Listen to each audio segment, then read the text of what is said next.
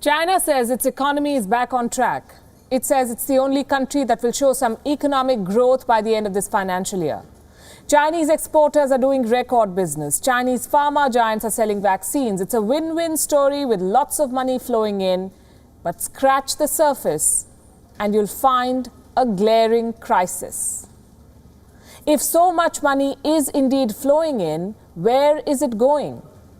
Why are Chinese corporate giants sinking? Why is Beijing not being able to save its companies? Here's a revelation. There has been a string of defaults in Chinese companies. And not from some random businesses. These are big companies backed by the Chinese state. They're all defaulting.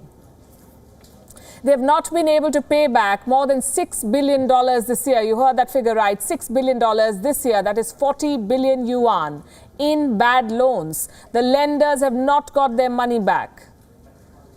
So here's what we have. China is the world's biggest creditor, but it can't keep up with its own EMIs. Defaulting. There is panic among global investors because among the defaulters are some major names. We have a list. It includes Brilliance Auto Group. It's BMW's partner in China. It has defaulted on $987 million of debt. The parent company of Brilliance Auto Group is Huachen Automotive. They too have reported defaults. Another big name is Tsinghua Uni Group. This too is a state-owned company. It has defaulted. It cannot repay the principal on a $450 million bond, $450 million. The company owes $2 billion in additional debt. Now investors are worried. Is their money lost? Will the company be able to pay back at all? The third name on the list is Yongcheng Coal and Electricity. It was known as China's Grey Rhino. Now it is known as a defaulter. It failed to pay back a bond worth a little more than $152 million. What's even more shocking is that this bond was rated AAA. AAA is the highest possible rating that any bond can get in the market. AAA bonds are considered the safest. But in China, a AAA bond just became a piece of junk. As I said earlier, all of these companies are government-owned. Why do people invest in a government-owned entity? Because it is considered a safe investment. The logic is, even if there is a default, the government will rescue the company. But in China, this logic is failing. Because here, the government cannot keep up with its own debt payments. Let me show you something. The size of China's debt crisis. By the end of this year, China's local government debt is expected to touch, listen to this, local government debt expected to touch $4 trillion. $4 trillion. Reports say there's panic. Current and former officials of China's finance ministry are raising an alarm. The risk of defaults is real. They have something called local government financial vehicles. These are basically financing companies. They're owned by the government. These companies, these government firms have abandoned bond sales now and loan applications. They are supposed to raise money for government projects, but they're not getting any money now. They're struggling to get capital. The lenders are not confident about government bonds in China. So they're demanding higher interest rates.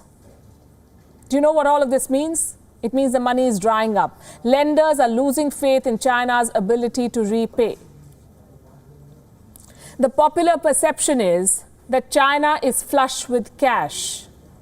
Breaking news, it isn't. China is mired in a debt crisis. It is humongous and it remains hidden behind clever accounting and state concessions. Let me give you one more example. Earlier this year, reports said that China's defaults had dropped by 20%. Those reports were misleading. Chinese borrowers were not making their payments. They had only delayed the default because Beijing gave them some relief measures. At least a dozen companies managed to survive because of this, thanks to delayed repayments, bond swapping, or cancellation of early repayment. These measures just bought time. They couldn't make the debt go away. And how much time can you buy anyway? So now those defaults are picking up. And the Chinese government is not willing to help. Last month, China's vice premier made a pledge. He said the Chinese state will show, quote-unquote, zero tolerance for defaults, which means that China is now willing to let state-owned companies fail.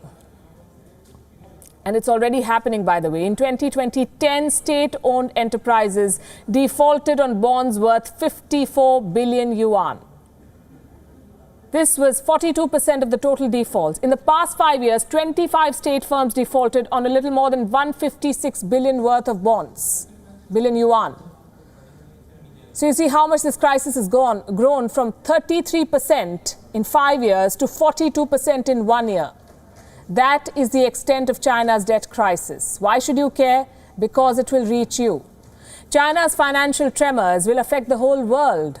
All the investors who bet on China's growth story, and there are a lot of them, already the losses are running into billions. The defaults at Brilliance and Yongcheng triggered a major sell-off in the bond market. Basically, people who own the bonds of these companies sold them. And this led to a massive loss, $9 billion according to one estimate. So here's the whole story in a nutshell. China's state-owned companies are failing. China either doesn't have the money or the desire to keep them afloat.